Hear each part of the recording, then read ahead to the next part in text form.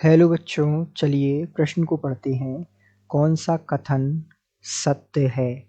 आपको जो है विकल्पों के रूप में कथन दिए हुए हैं। विकल्प ए है सभी द्रवों का नवचंद्रक अवतल होता है। विकल्प बी है सभी द्रवों का नवचंद्रक उत्तल होता है। विकल्प सी है मरकरी का नवचंद्रक उत्तल तथा अन्य द्रवों का अवतल होता है।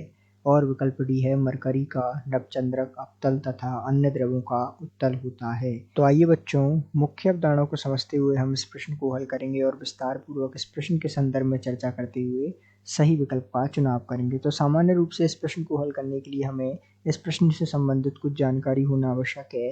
जैसा कि हम जानते हैं कि मरकरी, जिसे हम Hg से भी जो है प्रस्तुत करते हैं, का जो नवचंद्रक है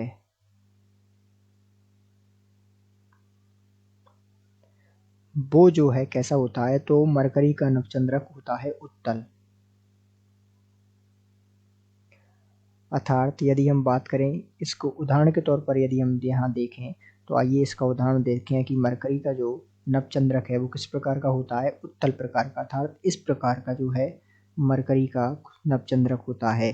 तो ये जो है Hg मरकरी का नवचंद्रक कैसे प्रकार का है, ये जो होता है वो है उत्तल प्रकार का। तथा यदि बात करें अन्य द्रवों का जो नवचंद्रक होता है,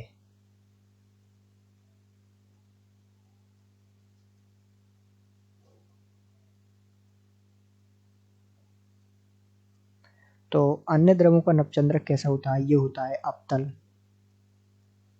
अर्थात अन्य द्रवों का जो नवचंद्रक है वो किस श्रेणी में आ गया, वो हो गया अवतल।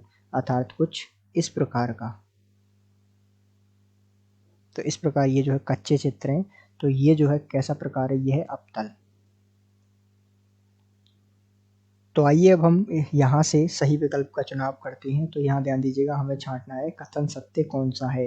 तो जो कथन सी में दिया हुआ है वही हमारा सत्य कथन है। दिया क्या हुआ है कि मरकरी का नवचंद्रक उत्तल तथा अन्य द्रवों का अवतल होता है। ये जो कथन है बिल्कुल सत्य है, अर्थात ये बिल्कुल सही कथन या सत्य है। तो हम कह सकते हैं कि दिए गए प्रश्न का सही उत्तर विकल्प सी है।